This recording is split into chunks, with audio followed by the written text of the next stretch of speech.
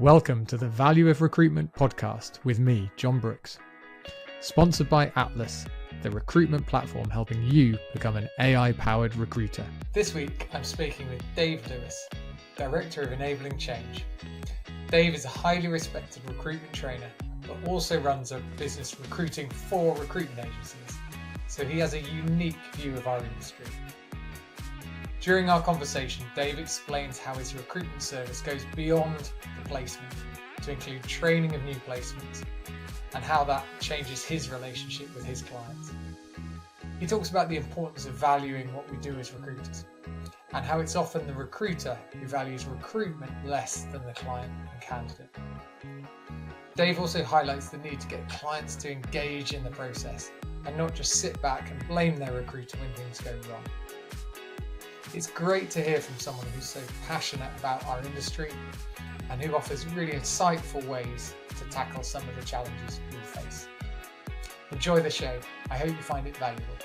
Dave Lewis, welcome to the podcast. Thanks very much, John. Good to catch up with you. Likewise. Now, one of the great reasons to have you on is you're a recruitment trainer who also recruits for recruiters. So you've got a perspective on every part of this puzzle. So really excited to ask you or to get your views on all of that. So kicking off with the big question, how valuable is recruitment in your eyes? Well, you'd obviously expect me to say that it is massively important and massively valuable, but I genuinely think that's the case. And I'd also argue that particularly in the UK at the moment, you can make a case for recruitment being at least as important and likely more important than it ever has been. Despite the fact we're in slightly turbulent economic times, there's still over 900,000 unfilled vacancies in the UK, according to the ONS in March, which is more than there have been in any year since they started the survey in 2001, apart from the last three. There's still around about 100,000 more vacancies in the economy right now than there were when COVID kicked in. There's also a real challenge with the workforce in that there's demographic issues with an ageing workforce, a shrinking workforce as a result. ONS, again, they reckon around about 21% of people in the 18 to 64 bracket are economically active, some by choice. So long story short, you've got, frankly, still a lot of vacancies and you've got a diminishing pool of people available to fill those vacancies with no obvious lever to pull or quick fix, which to my mind just makes recruitment, not just right now, but likely ongoing, frankly, over the next few years, incredibly valuable, if for no other reason than it's going to be really, really difficult to get the right people into your organisation.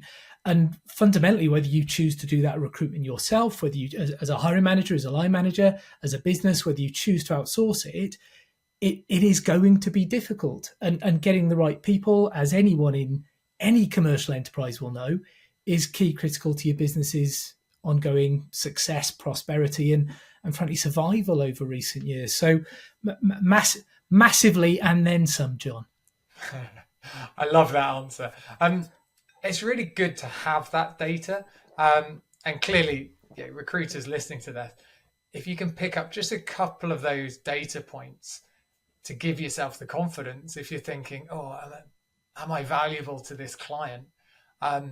Certainly, you call 100 clients, a good number of those clients are going to be going through, seeing those numbers, those challenges that you talk about.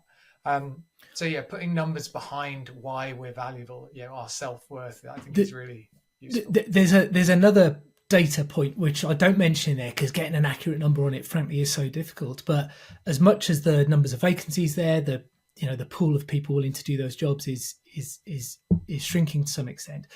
What we don't know with any accuracy is quite how many agencies there are out there, and my suspicion is there are far more now than there were 2 or 3 years ago. But slightly different element of value now. That, to my mind, means that any recruiter has got to be clear on the value they bring over and above the value that another recruiter might bring. Because as much as you say, if you call 100 clients, a good percentage of them are going to be hiring, and in many cases that's true, there's probably an awful lot of individual recruiters who are calling those very same 100 clients. So that value difference that you provide is key critical. I'm not trying to say the job's easy, it's not. But the overall process of recruitment and getting the right people is key. Central to that, and your ability to do that as an agency recruiter, as an external recruiter, will be your ability to demonstrate your value above and beyond that of other recruitment agencies. And for what it's worth, I'm not sure that's something that recruiters have historically done brilliantly well. In some cases, they've been good at arguing the case for using an external recruiter, but then arguing the case for using not just an external recruiter, but this one over and above the other 5, 10, 15 people who might have called you today, this week, this month. That for me is where the real nitty gritty lies. Yeah, I mean, standing out is just so key. And, it is in the tens of thousands of recruitment agencies in the UK alone. You've got to stand out. You've got to have something different. And it's got to be relevant to your clients. I really like that point you make. We spend our time arguing why you should use a recruitment agency. We then spend more energy explaining maybe why it shouldn't be contingent or why it shouldn't be multi-agency. Finally get to the point of saying, well, why me? And we run out of energy or we don't have the answer. It's a difficult job. It's hard to do all of that, but if you don't do it right, you don't win the business. So I'll spin that back to you. As I said, you are a trainer, but you also recruit. So from a recruitment aspect, how do you stand out? How do you differentiate your recruitment service? We come at it from a slightly different perspective in that we had a training organisation for the recruitment sector, and off the back of frequently talking to MDs, owners, senior managers in recruitment firms who were struggling to recruit for their own businesses, we just identified a need where we thought, we might be able to help out some of our existing clients by assisting them with their own recruitment. So the fact that we were coming at it from a perspective of primarily being a training consultancy, but we see value, frankly, in offering this additional service, didn't put us under quite the same pressure as every other recruiter who is starting from scratch. It also meant that there's this natural synergy, for want of a better word that escapes me at the moment, between the training we offer and the recruitment that we wanted to offer. So our key point of difference really is that if we place people with some of our clients, we're also going to train them through the first typically 3 to 4 months of their employment, which pushes us a little bit. It limits us somewhat because of the nature of the training business. We're only ever going to place trainees, first jobbers, people who are new to recruitment, rather than try and cannibalize our training business by being a genuine rec to rec. But in many respects, that's a bit of a blessing because it gives us a little bit of clarity on exactly what portion of the market we do want to work with. And by definition, the far greater portion of the market that just isn't for us. So, one thing, if I can pick up on that, is the placement isn't the end of the service for you. No. And I spend a lot of time telling recruiters, look, the value you create is not the placement. We can't make the placement. We can't get our clients, we can't force them to take on a candidate. So actually a lot of the value an average recruiter creates is prior to that. It's around the selection, the assessment, the search, the sourcing. There's so much goes into that. And that's where I think the value is and where that conversation should be. The placement happens out of our control, but what you do with your business is then go beyond that, and you remain, I guess, aligned with your clients' interests in you want it to work out, and you're there to help them succeed with that new hire. That being aligned piece for me, John, and it's not just the way we recruit, but for any recruiter, trying to create a dynamic where there is genuinely some shared responsibility between the recruiter and the client. Doesn't matter what area of recruitment you work in, I would suggest is key critical to you being seen as a peer and an equal and someone who is valued by the other party. Or an area where I think recruiters consistently get it wrong is by failing to create a dynamic of shared responsibility and therefore setting up a dynamic where they take all the blame when it goes wrong. So a client gives them a job to work on, knowing that they're only going to pay them upon success. They don't hear back from them for a couple of weeks with candidates for interview or whatever. And very often the client perception is, well, they've done absolutely bugger all. Or they've sent me people across, but they're rubbish. And it becomes really easy, understandably, to pin all of that on the recruiter. Whereas to my mind, a shared responsibility dynamic is one where we recognise, yes, our interests are aligned, or perhaps more simply, we're both in this together, John. And here's the bit that we're going to do. Here's what I need back from you. Within the recruitment aspect element of our business, yes, we place people and then we train them. So there's that ongoing shared responsibility. But we reflect that in the pricing as well. So they pay us a small portion upon placement, but then rather than have kind of a full rebate, they pay additional installments after month 1, month 2, month 3 of employment. And if the person we've placed leaves within that period, they don't get any money back unless it's the first month, in which they'll get the first installment back. But through the subsequent months, if somebody leaves, they don't give us any money back. They just don't pay the next installments, because as much as we're responsible for the recruitment and getting to the point of placement and training and developing, to my mind, there's got to be some skin in the game from the other party as well, to think, okay, we've recruited for your business, John. They're now spending their working days with you, and you've got to induct them, and you've got to train them and coach them and get them up to speed and educate them into the nature of your market and make them feel accepted within the organisation. And partially for all of those things, it's why rebates, the way we do pricing in recruitment, the conventional wisdoms, I just think aren't challenged enough sometimes. And so, rebates have never sat comfortably with me, because I can play somebody great. I can't control whether they're going to be there 3 months or 6 months or 12 months later. So the thought of me giving you money back 6 months later, for argument's sake, when somebody leaves is A, weird to me, and B, from a commercial perspective, how the hell do you do your accounting when the money you're bringing in is kind of, well, don't bank that quite yet, because we might give all or a portion of it back at some point in the next few months. So purely commercially, they're weird devices. True. And I've seen then the kind of guarantee becomes, oh, well, I'll give you a free replacement. So you've solved the financial headache, but then operationally, you've got people working on a role for no revenue. And if you don't make the placement, then the relationship with the client's going all over the place by that point. For sure. And you've potentially put in now 200% of the workload. And if you fail to find the free replacement, you've been paid zip. It's a frustrating model, which is why you're around, I guess.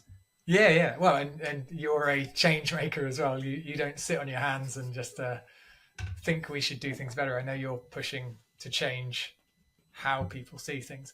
I was going to say, I mean, earlier you talked about alignment. We're in this together before the placement. The client has to be part of the process, which I think is really important. And again, not making it so focused on the placement is all we do. It's actually, there's a long and important process. And of course, the client has to be part of that. And we will do as much as the heavy lifting as we can. We will bring as much expertise as we can. But they've got to be engaged, as you say. Your business has that advantage then after the placement of saying, well, we're here to see it through. Because, of course, a client doesn't value a placement. They don't value a new starter on day one. They value what that person does. Well, not just in 6 months, but in 12 months and 24 months and 36 months and onwards. So you have a little advantage over other recruitment agencies in that you're further into that journey. Can you see other recruitment agencies finding other ways to keep skin in the game beyond the placement? I'm not sure it always matters whether that skin in the game is after the placement or before. I think it'll be very context specific to that recruiter and that market. And you'd like to think ultimately to what the client actually sees a value in, what they're interested in, rather than, recruiters quarreling about whether they should pay up front or at the tail end. The value should be in the eye of the client, to my mind.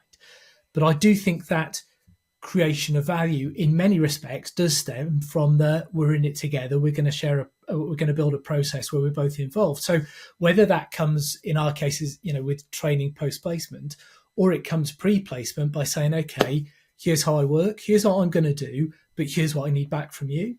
At a practical level, I did some work with a one-man band recruiter who, in putting his terms and conditions together, which were a low-level work of art in and of themselves, he essentially created a two-way service level agreement where, clients are not just signing to pay, I will pay you X% of perm placement, but they are signing to say, okay, I expect this from you, but I'm going to get back to you with feedback upon submission of CV within 24 hours.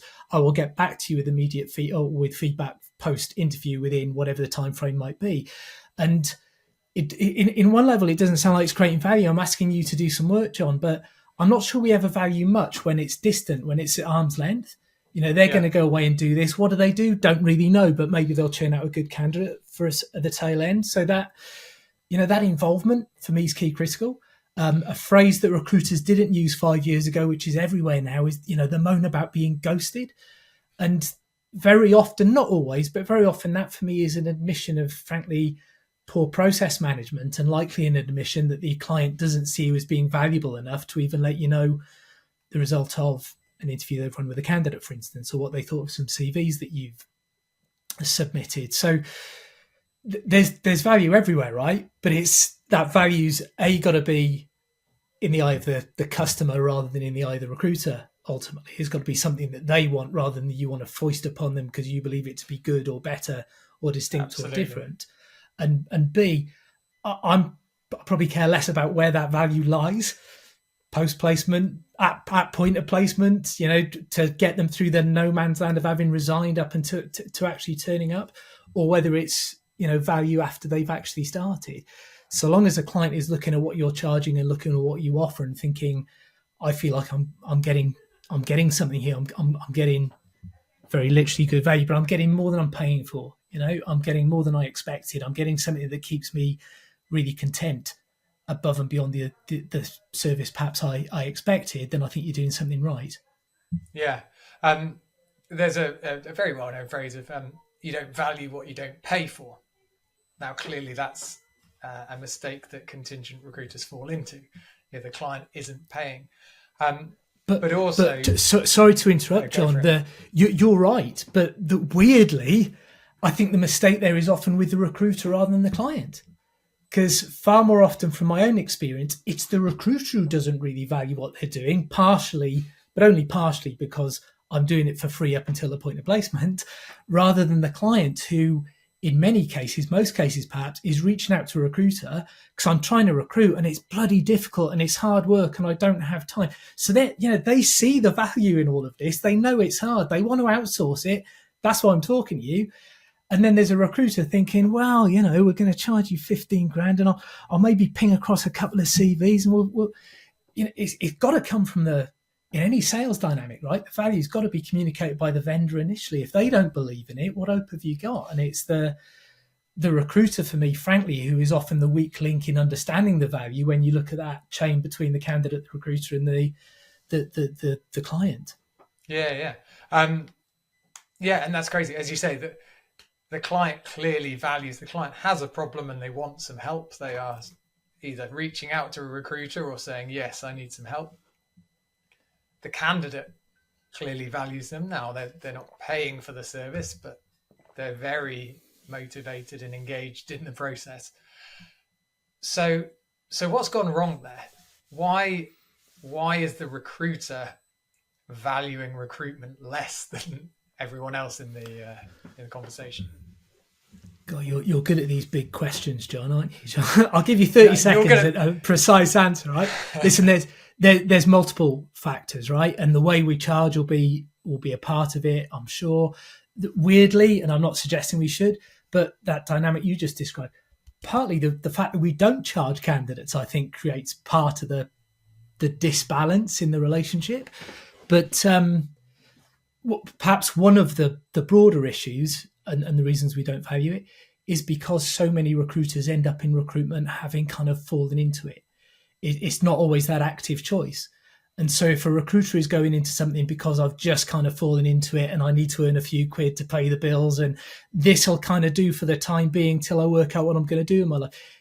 If that's the start point, which I suggest is the case for probably the vast majority in recruitment, if they're not coming into it and seeing it as, valuable in some kind of vocational way, you're always coming from a poor start point. If you think about other professions, if God forbid you had to see a surgeon and the surgeon was, some small talk by saying, just sort of fell into it, to be honest, mate, never done any proper kind of training, just kind of picked up what other people were doing. Anyway, the anaesthetist will put you under in a sec. It just wouldn't inspire any degree of confidence, So the entry to the profession, I think, is part of it. Is that, I'll give you some more big questions. Is that up to recruitment leaders, the owners of the businesses, to say, right, when we're bringing new recruiters in, part of our onboarding and continual learning is we have to have our people valuing the service that we provide to our clients? Right. I mean, two things in there. I do think some of it's got to come from the business owner to think, right, if my people don't value what they do, we're never going to be able to communicate that successfully externally. But a kind of implicit bit in what you said, it strikes me as mad that I could go and set up a recruitment business myself tomorrow, right? I could set up on Companies House. I could start trading next week without having any awareness of what the Employment Agencies Act is, knowing nothing about the Equality Act. And this is, I don't offer a solution on this because I think it's incredibly complex, but irrespective of the training from providers like myself, those initial barriers to entry are so minimal, which is a great thing in so many ways. But I'd also argue creates problems when it comes to valuing what we do.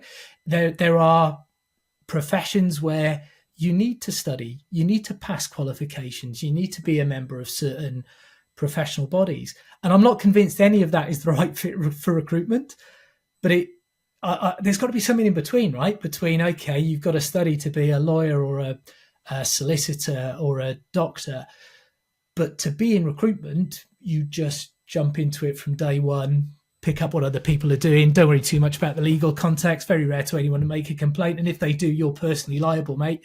So, you'll have to sort it out. That extreme seems so wildly different to the other. There's got to be a spectrum there, right?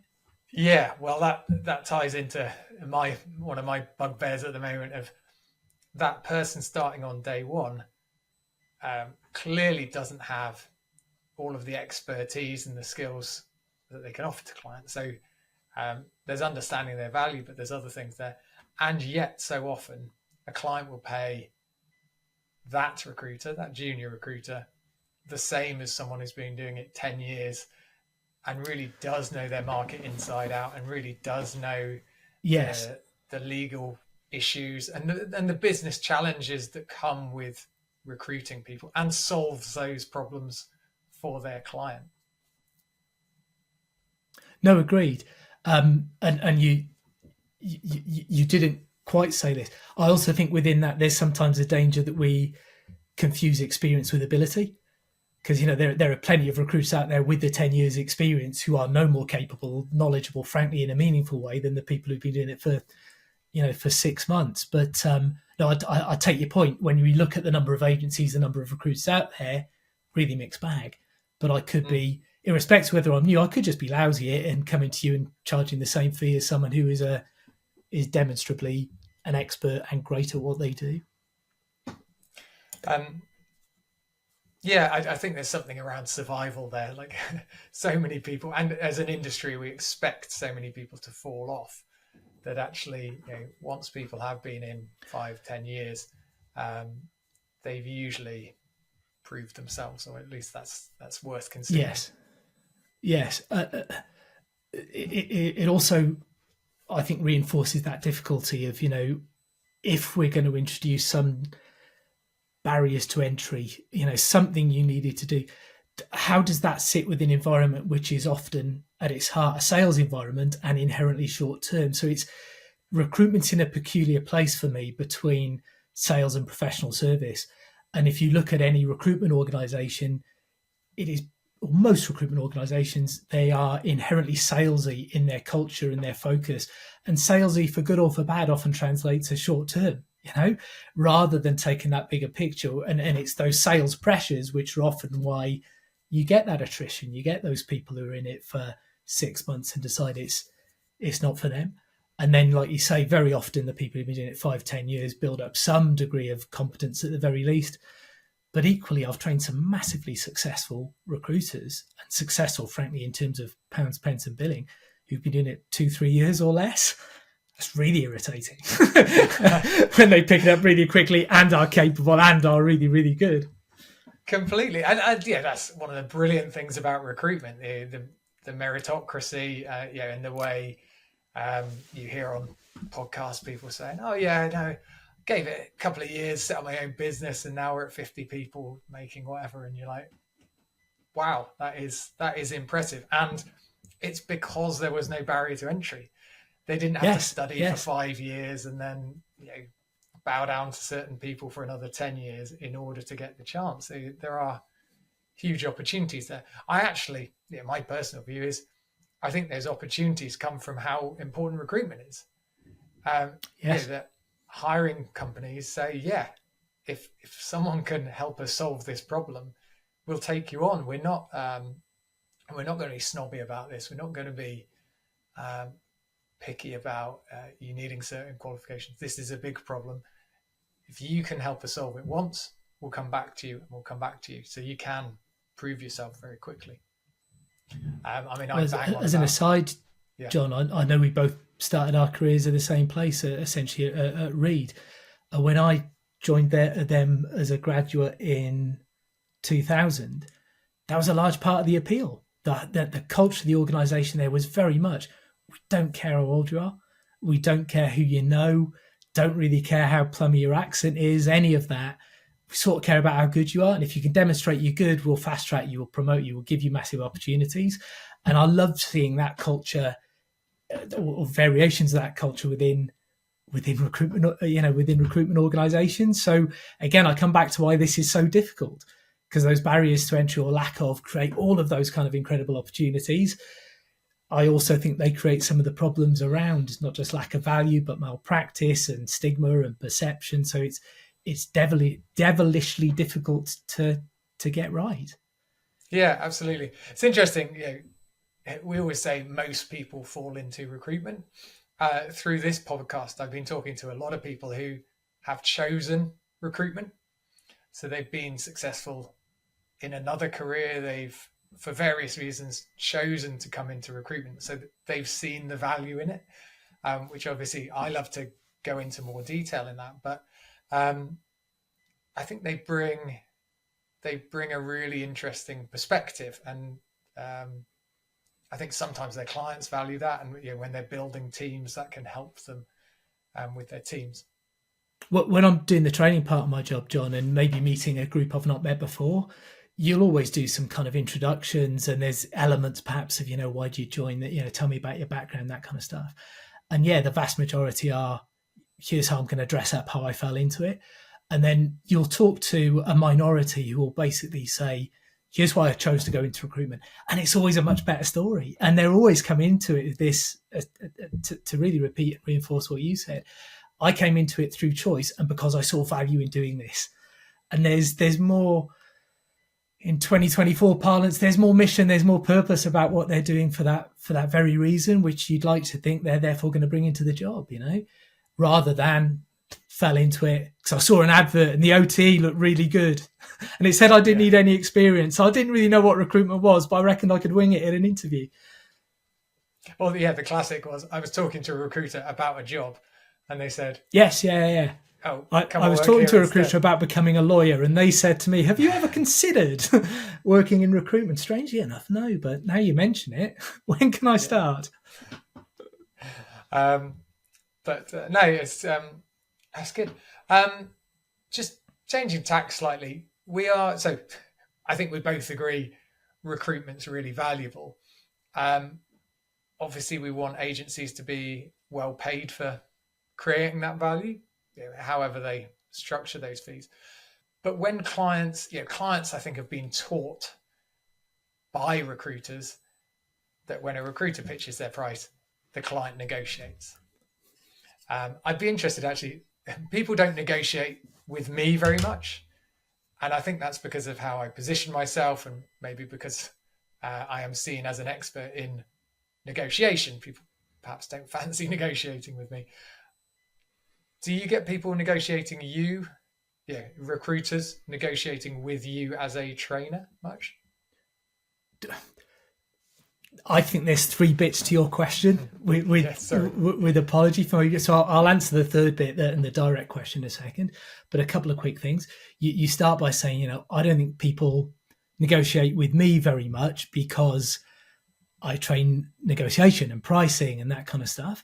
But my suspicion is that because you are all of those things, the voice in your head is saying to you, I'm a professional. I know about pricing. I know what I do. I value it fundamentally. And because that little voice is saying it, I think your actions are going to be more aligned with that. And I know that sounds a bit abstract, but I think you'll behave in a way which says, I'm a peer. People want to work with me. I've got choice. I can go to other people. And that will help you to reinforce a decent price, ultimately, a decent fee. As a linked point, if the voice in my head is saying to me, God, you're in a sales job and you're not really that valuable, and I feel a bit out of sort, and I'm talking to someone who is twice my age and really, really senior, and they're speaking of 5 other recruiters, and I know the fee in our standard terms is pretty high. You go in and you say dumb things like, well, my normal fee is 20%. How does that sound to you? And you position it incredibly badly. But those actions are driven by the mindset, which is telling you, you shouldn't be there. This guy's really senior. You're probably just a bit of a nuisance. He's talking a lot. It becomes entirely self-fulfilling. But to the point you made earlier, that is the recruiter training the client to come and pull my pants down on fee. Because to the second part of that question, I think we as recruiters, if you like, as a recruitment industry, fall into the trap of using the word negotiation completely inappropriately. Because when recruiters talk about negotiating, and I know this is not what you will encourage them to do, and it's not what I encourage them to do, I think they use the word negotiating when what they really mean is discounting.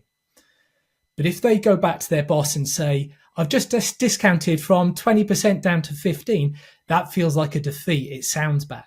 Whereas if I go back to my boss and say, yeah, just spoke to a client, difficult negotiation, but managed to skew the business at 15, it sounds like they've been on The Apprentice, right? It sounds like that's been a commercial thing that they've done rather than a concession. So the language of it counts. Is it genuinely a negotiation where, frankly, I've got a 6-year-old and a 2-year-old boy, and they're brilliant negotiators because they know the value of everything. And if my lad is going to turn off the Minecraft YouTube channel, I'm going to have to give him something in return as a concession. He knows how to negotiate. He knows how to trade. Those same kids turn into recruiters who call it negotiation, but what they're really doing is conceding. They're discounting. Do you see what I mean? And positioning those two concepts appropriately and seeing them as different is, I think, a start point to good negotiation where there might be a bit of toing and froing. Thirdly, and your question gets a long run up, do we ever get our clients asking us for a discount? Of course we do, because I'm dealing with MDs, managers, owners of recruitment businesses, and an awful lot of them will have a punt. But for what it's worth, I think they, A, do it less, probably because we present fairly well, and B, I've got a nice get out of jail, which is, listen, do you really expect me to give you a discount when you want me to come and train your people how to negotiate more effectively? And if I did, would you trust me to do so? And that normally shuts them up. Yeah.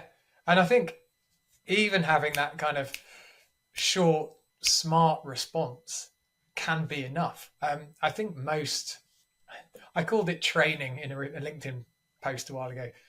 And someone said, clients aren't trained by procurement on negotiation. And I said, no, it's not formal in-class training. It's that a client's boss will say to them, they'll say, oh, I've got a good agency at 20%. And the client will say, yeah, but did you ask for a discount? Always ask for a discount. And that's all the boss will say.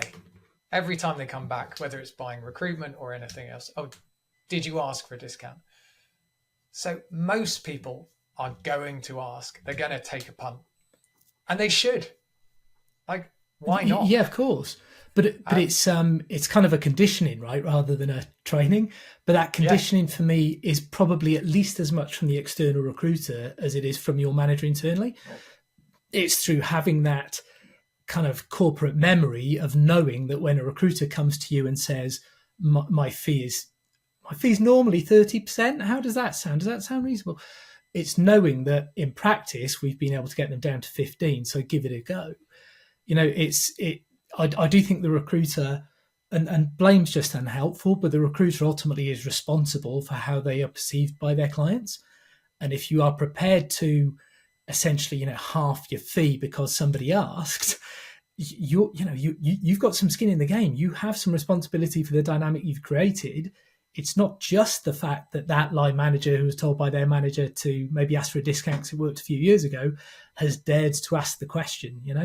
A lot will come from the recruiter, I would suggest. Yeah, and it always comes full circle in you need to be confident in, I call it surviving the first push. So let's assume most people are going to have a first push for a discount. But let's say half of those people will take no as an answer. So survive that first push with some level of justification. I loved your example.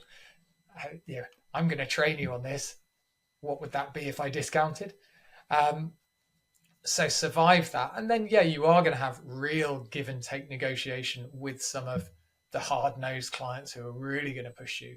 But that's becoming a minority rather than the norm. Yes, but in order to do that, you need to value what you're doing, and you need to be able to differentiate. If there are other agencies, real or just you've been told by the client that there are other agencies who are doing it for less, you then need to say, but this is why I justifiably am charging you this price. For sure, and that I think you're quite right to make that point, that it's that confidence, it's that value that drives the assertion, that drives the well, that might be what you pay other people. Here's what we charge. But inherent within that, and again, you don't even need to verbalize this as a recruiter. But if you are operating a contingent model, the fee you're discussing is a fee which they are only going to pay you if they decide that the people you find are better than the people they get from other providers or they get internally. Up until the point that decision is made by them, your service is free. And but it is, I'm not suggesting you necessarily need to verbalize that, but I do think it should be front of mind to think, whoa, we're really going to fall out over like 1 or 2 percentage points when I'm going to be paid absolutely zip unless you decide I've demonstrably done a better job than everyone else by getting you a better or a different or a higher quality candidate or somebody you couldn't source yourself. There's so much in the recruiter's favor quite naturally because of a lot of the ways in which they price. But I think the recruiter very often fails to exploit that, or exploit's a bit controlling, isn't it? But make the most of that in genuine negotiation. I suspect a large chunk of that is just because, again, we fall into it. And so there's just this complacency that we are one of very few industries which is crazy enough to still charge a no-win, no-fee price and an awful lot of the time, and fails to sell the benefits of that in terms of particularly reduced commercial risk, to clients. We just accept that's how we do it without recognizing that, well, hell, if we're going to do that, let's at least sell some of the benefits of it to a client. And to my mind, it doesn't matter if there's 20 recruiters, John, who are pitching for your business as a client. Let's say we're all contingent, but I'm the only one who actually says, listen, the fact that we're doing this reduces your commercial risk. You're only going to pay me upon success if you decide. It's very often the person who sells better and sells a benefit and sells, dare I say it, the value to the client. That's the person who's going to stand out and differentiate. And it's not always through doing things differently other than actually selling more effectively and verbalizing that benefit. That is very often the point of difference. Some of the best recruiters I work with work the same jobs, the same candidates as other people. They're just very good at selling them differently both ways as such. Yeah, I mean, communicating in a valuable way, in a commercial way, and being seen by the client as on their side. I often talk about the visual of are you opposite the client across the boardroom, or are you sitting next to the client, Yes. looking at the same information from the same perspective, like sitting shoulder to shoulder saying, look, here's where we're at. How are we doing this? How are we approaching this? These are the challenges. What are we going to do about this? Rather than sitting opposite, and it may be just you, or as you say, it might be 19 other recruiters also on the other side of the boardroom table, pitching to the client, selling to the client, talking at the client, which just isn't consultative. No, not at all. And almost going back to it, so much of it is driven by mindset. Are you working for the client or are you working with them? And if you are working with and see yourself as a partner, as an equal, because I value what I do, John, I'm going to find you great people you won't be able to find yourselves. That'll solve whatever commercial problem you've got if you don't fill this vacancy. I'm more likely, literally or metaphorically, to be sitting alongside you rather than sitting opposite you and trying to sell you something and seeing you as perhaps being on something of a pedestal and somehow better than me because you are more experienced, more senior, hold a good job title, older, whatever that point of difference might be. If you value what you do, you start naturally partnering with people, but in a meaningful way, not just in a rhetorical sense. Yeah, I think another challenge that we have to address that's come up a couple of times is, even if you've been in recruitment 10 years, you might be in your early 30s, you're still working with, ideally, you want to be working with C-level, you want to be working with director level people, the decision makers, who, and building great relationships with them, and you will be their junior in so many ways, but you need to be aware that the value you bring is as an expert, so you can sit alongside them with this 100%. Particular bit of value that you're bringing them. 100%. And I think for the recruiters I talk to, very often the bit that gets confused is you get somebody who's maybe, let's say for argument's sake, I'm 22 years old, first proper job. I've been in recruitment for 12 months, and I'm talking to you, John, who's a recruitment guru, knowledgeable, been in the industry for God knows how long. Automatically, I feel like I'm coming from a poor starting point. But I think the mistake that we make is in thinking, I need to know your job as well as you do, and you don't. The recruiter who's been doing the job 12 months knows the recruitment marketplace that they operate in far better than the person they're talking to, because they're in that marketplace, talking to people within that marketplace every single day. And they pick up little bits of information, little tidbits, insight, frankly, some of it's gossip, which is potentially really valuable to almost everybody they engage with. But because the recruiter doesn't see it as valuable, they just see it as stuff they've picked up in conversation. They don't use it expertly. And that old adage, knowledge is power, right? Which it's rubbish. The knowledge is not power. It's how you use that knowledge, which has got scope to make you powerful. If you're picking up loads of knowledge but doing nothing with it, what's the point, As a trainer, when I go to do an in-company day with a firm I've not worked at before, you'll meet the MD, who I may or may not have spoken to at some point through the sales cycle, and they always ask me the same barrage of questions. It's highly predictable. Hi, Dave. How are you? Busy at the moment. Yeah, busy. Working with any of our competitors? Are you? Yeah. What are they up to? Are they busy as well? And it's because they see value in the stuff that you're picking up, or I'm picking up in that case, just by doing my job. Exactly the same for recruiters. Doesn't matter whether you're 21 or 22 or 58. The fact that you're in that marketplace means that you have the knowledge of the recruitment marketplace. And ultimately, that's the bit that makes you valuable, not in knowing the job of the people that you are, providing a service to as well as they do. If you did, you'd be doing their job instead. Yeah, exactly. And we don't want most of our clients' jobs. No. I don't want to be a finance director or whatever. I love the idea that, we're sitting on a gold mine of value, but we see it as, just worthless metal. It's everywhere to us. So the two examples, just riffing on what you were saying, the idea that we're talking to a finance director of one business, they probably don't have the information to know that one of their competitors is recruiting. They won't naturally be set up. They won't be checking on job boards for sure. Whereas if we're sitting down with that finance director, we can say, oh, did you know, a couple of people in the market, it feels like there's a lot of hiring going on. That finance director won't naturally know that. You could be their source of information, which is huge. Bang on. And gives you reason to talk to people beyond hiring, beyond vacancies. You use the language of being consultative earlier on. That for me is one of the things that makes that difference when you're having conversations about things which are kind of recruitment adjacent rather than just pure immediate vacancies that you've got, John. And whether it's other companies hiring, whether it's the fact their recruitment process is amazing, whether it's the fact that company down the road is potential M&A going on there at the moment. And this is almost dumbing it down. It's that gossip, which the recruiter's just picking up by doing the job, that I think can drive lots of good conversations, lots of genuine value adds to other people within the market if it's used well. And as much as try and resist the temptation of getting into the sort of retained contingent debate per se, one of the weird advantages, if you like, of doing retained is that I think it puts that recruiter under much more pressure from first conversation to kind of show their workings, to show what they're doing, to talk about their process, to talk about, to make themselves sound and look credible. It kind of forces them to do that.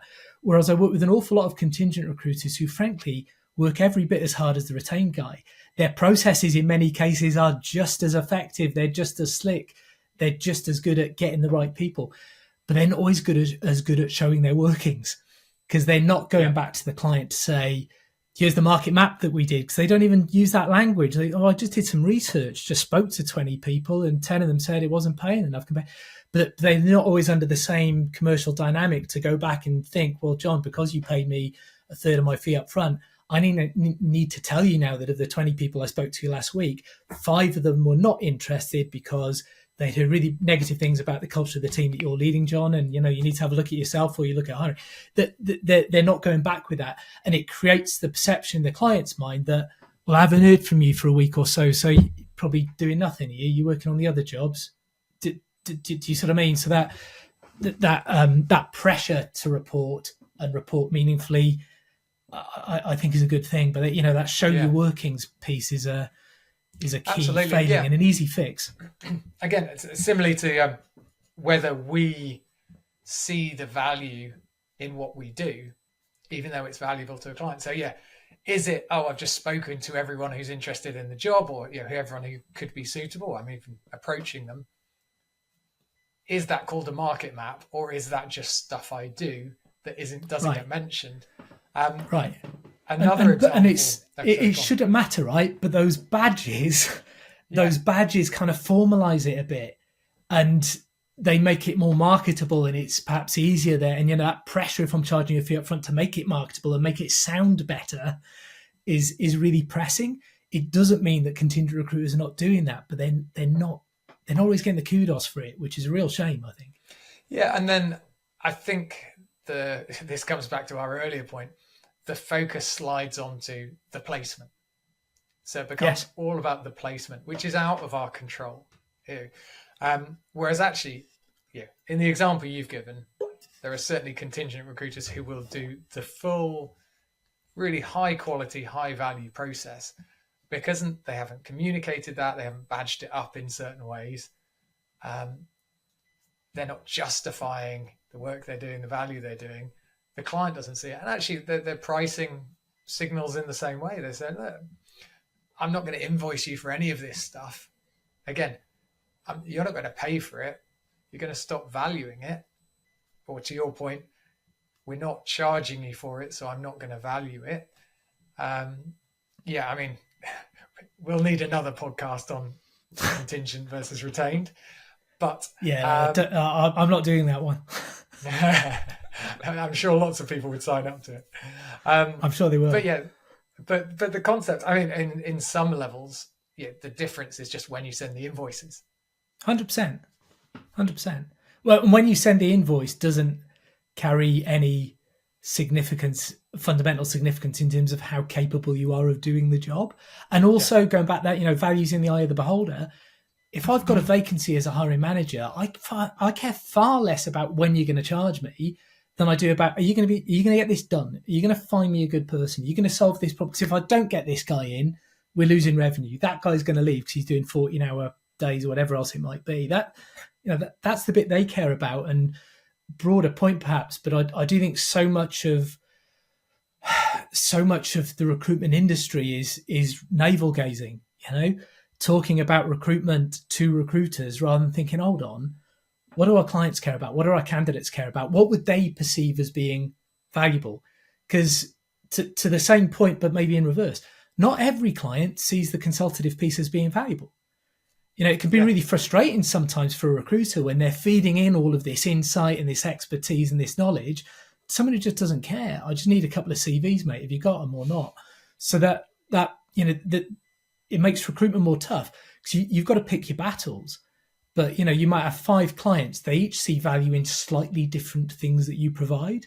And so just subtly tailoring and bespoking it so that they're getting what they want is grand. And it's part of the reason why that kind of, that very sort of transactional model, there are plenty of clients where that's all they want. I'm coming to you because I just need a few CVs because we want to get this filled. And if that's all they see the value in, grand. It can be really frustrating to do far more than that. And not only not charge more, but not get any credit in the bank for it. Yeah. That's why I talk so much about having a menu of services and letting the clients tell you what they value. So you don't try and guess, oh, you only need a transactional service. You need our red carpet service and you're going to pay more for it.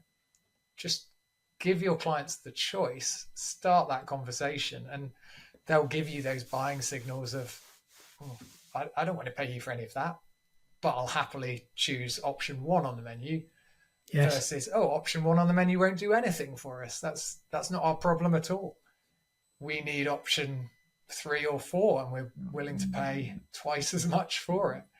But going in with a black box of this is recruitment, take it or leave it kind of thing just doesn't work these days.